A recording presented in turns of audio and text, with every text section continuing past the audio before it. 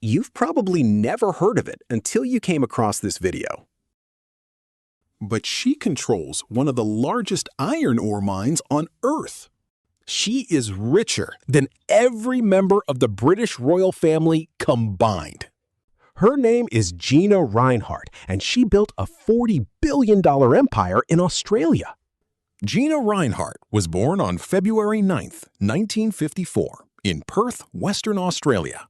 She was the only child of Lang Hancock, a man who would change Australian history. In 1952, 2 years before Gina was born, Lang was flying his small plane over the Pilbara region.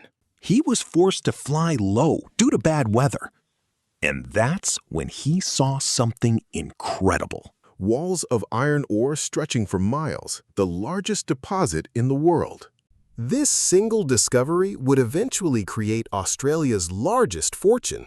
Gina grew up surrounded by this world: mining camps, remote outback, dust and iron. By the time she was a teenager, she already understood her father's business. She studied economics at the University of Sydney, but didn't finish her degree. Instead, she went back to work alongside her father at Hancock Prospecting. He worked for years and learned every aspect of the job through hard work. Then, in 1992, everything changed. Her father, Lang Hancock, passed away. Now Gina had even more on her plate. Gina was 38 years old, and she inherited a company in deep trouble. Hancock Prospecting had assets that were either heavily mortgaged or under legal claim. The company was worth roughly 75 million Australian dollars at the time. Compared to competitors like Rio Tinto and BHP, that was almost nothing. Most people expected Gina to sell the company, to take her inheritance and walk away. He did the exact opposite of what was expected. He decided to stay and fight. Her vision was simple. The Pilbara had iron ore. The world needed iron ore. Someone had to build a bridge between the two. It wasn't easy. It was hard. But the real challenge was this. Mining is one of the most capital-intensive industries on Earth. You need billions of dollars before you ever extract a single ton of iron. And in the 1990s, the mining industry was almost entirely run by men. Gina has said she was written off more times than she could remember. But she had something her competitors didn't expect: patience, persistence, and a long-term vision. Her first major project was called Hope Downs. She named it after her mother, Hope Margaret Nicholas. His rivals made fun of him. Behind his back, they called that place Valley of Despair. They didn't consider him a rival. But Gina didn't give up. She kept going. Obstacles couldn't discourage her, and the winds couldn't blow her off course. They could only make her journey a little longer. And in 2007, Hope Downs began producing iron ore. The mines were being dug, the trucks were being loaded, and as the mining operation progressed, the sun seemed to shine brighter over the mine. The project was a huge success. 2007 was a great year for Gina. The mine was operational and making money. He paid off his debts to the banks. He financed future growth. It was a turning point. The darkness was giving way to light, and the horizon was becoming increasingly clear. With Hope Downs running, Gina set her sights on her biggest project ever. Roy Hill, a massive iron ore deposit in the Pilbara. Hancock Prospecting had acquired the rights to Roy Hill in 1993. A new challenge had begun for Gina, but developing it would require something no Australian woman had ever done before. She acknowledged that raising $10 billion for the project wouldn't be easy, but for Gina, it wasn't impossible either. Just as she always did, she simply got started. This was the largest financing of a mining project ever launched from scratch. Gina was prepared for this. Life had prepared her for it. To make it happen, she had to convince 19 different banks. In addition, there are 5 export credit agencies. The list of tasks Gina needs to tackle was growing steadily, much like a pile of ore, which is good for the mine, but bad news when it comes to problems. Among them are the world's 11 largest banks. I don't even need to name them. We all have at least one of their cards in our wallets. This has never been done on this scale before. It's as if they'd been waiting for Gina. It took years to secure the funding. countless sleepless nights, thousands of cups of coffee, and a tremendous amount of hard work. Then the struggle for reform began. Gina's struggle wasn't over yet. It had merely opened a new door. Roy Hill needed more than 4,000 separate government approvals before construction could even begin, an enormous bureaucratic mountain that most companies would never have attempted to climb. 4,000 permits covering everything from environmental impact to worker safety standards, to negotiations with indigenous communities about traditional land use rights across the entire region. For most other companies facing this kind of regulatory pressure, this would have been the moment when the project was abandoned forever, joining countless other dead mining dreams in Australia. Then the Australian government suddenly tried to take away Roy Hill's proposed port and rail access rights, which would have made transporting the iron ore completely impossible to do. Without that crucial port and rail access, the entire mining operation would be worthless because there would be no way to get the iron ore to international markets and customers around the world. The entire project, representing more than 20 years of preparation and billions of dollars in planned investment, could have completely collapsed within just a few short weeks. Gina fought back fiercely through courts, intense negotiations behind closed doors, and significant political pressure applied at the highest levels of Australian government and industry.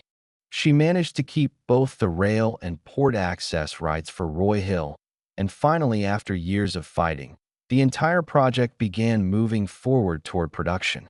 In her own words from interviews afterward, there were quite a few sleepless nights during that period, but she refused to give up on her father's dream and her own vision. Construction of Roy Hill finally began in 2013, with massive cranes rising up against the Pilbara sky and thousands of workers arriving to build one of the world's largest mining operations.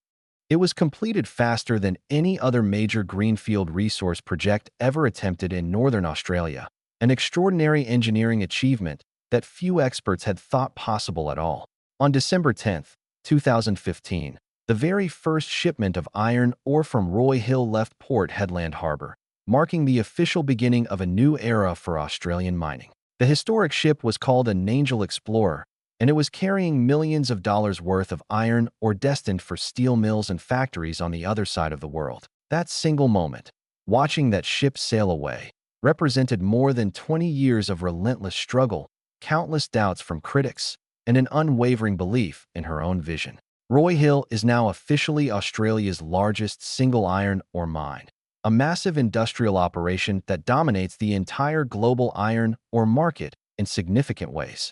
It produces between 60 and 70 million tons of high-grade iron ore every single year, enough raw material to support steel production across multiple countries and industries. Hancock Prospecting, the family company that Gina inherited, owns 70% of Roy Hill, giving her direct control over one of the most valuable mining assets on Earth today. That single ownership stake alone generates billions of dollars in revenue every year, providing the financial foundation for all of Gina's other ambitious business ventures and investments. But here's where Gina's story gets truly fascinating and impressive, because she didn't stop or rest after her victory with Roy Hill.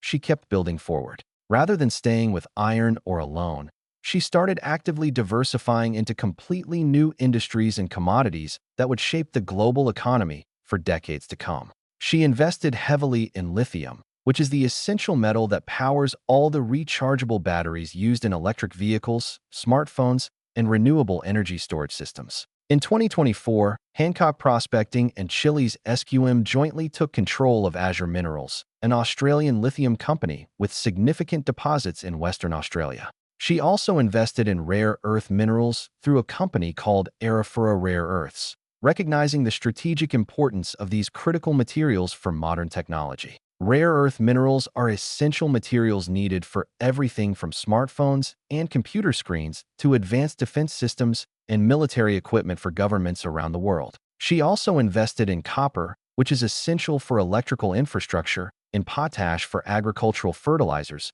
and in natural gas for global energy markets. Then, surprisingly, she moved into agriculture and cattle ranching, leveraging vast tracts of land in remote regions of Australia for large-scale livestock production operations. Today, Hancock Prospecting is officially Australia's second-largest cattle producer, raising enormous herds across multiple states and exporting beef to markets all over the world. They own massive cattle stations spread across multiple Australian states, with some individual properties being larger than entire small countries in other parts of the world. She also holds significant stakes in major Australian media companies, giving her substantial influence over public discourse and information flow throughout the country. Iron ore, lithium, rare earth minerals, cattle ranching, media companies, and large real estate holdings. Her portfolio spans almost every major industry sector available today. She has built a truly diversified empire across multiple completely different industries, making her one of the most powerful business figures in the entire Southern Hemisphere today. Back in 2012, Forbes magazine officially named her the richest woman in the entire world, a historic recognition of her extraordinary business achievements and accumulated wealth. She had officially surpassed Christy Walton, who was an heir to the massive Walmart retail fortune, becoming the wealthiest self-made or inherited woman alive at the time. According to the Australian Financial Review Rich List published in 2024, her personal net worth was an astonishing 40.6 billion Australian dollars in total assets. Bloomberg's Billionaire Index currently estimates her total wealth at around 32 billion US dollars, making her one of the wealthiest individuals on planet Earth today. She has consistently been ranked as the richest person in all of Australia for many years now, dominating the national wealth rankings ahead of every other Australian billionaire. But her remarkable story is not only about extraordinary business success and accumulated wealth, because behind the corporate achievements, there is also significant personal drama and difficulty. For many years now, Gina has been involved in highly public legal disputes with several of her own adult children over family trust arrangements and inheritance matters. There have been numerous lawsuits about family trusts, complicated inheritance arrangements, and disputes over the future control of the massive Hancock prospecting business empire. It serves as a sobering reminder that immense wealth and financial success do not automatically solve every problem in life, especially when it comes to complex family relationships. In 2022, Gina Rinehart was officially appointed as an Officer of the Order of Australia, one of the highest civilian honors that the Australian government can bestow. The recognition was specifically for her enormous contributions to the mining industry, her significant philanthropic work, and her ongoing patronage of Australian sports and cultural programs. So why is it that most people around the world have never heard her name? Despite her enormous wealth and her significant impact on global commodity markets, she actively avoids seeking media attention whenever possible. She doesn't post anything on social media platforms, and she rarely gives any public speeches or interviews to journalists. She just quietly builds her empire, working persistently and methodically behind the scenes, decade after decade, without seeking fame or public recognition for her many achievements. From a deeply struggling $75 million company that she inherited back in 1992, all the way up to a $40 billion empire that she controls today. That is the truly remarkable and inspiring story of Gina Rinehart, one of the most successful and powerful business figures that you have probably never heard about. Thank you so much for watching this episode of Unknown Fortunes, where we uncover the hidden stories of the world's wealthiest people that nobody ever talks about. I'm your host, James, and if you genuinely enjoyed discovering this remarkable unknown billionaire today, please hit that subscribe button to support our growing channel community. We have many more fascinating stories of hidden billionaires coming up in future episodes, so stay tuned, and I will see you again very soon on the next Unknown Fortunes.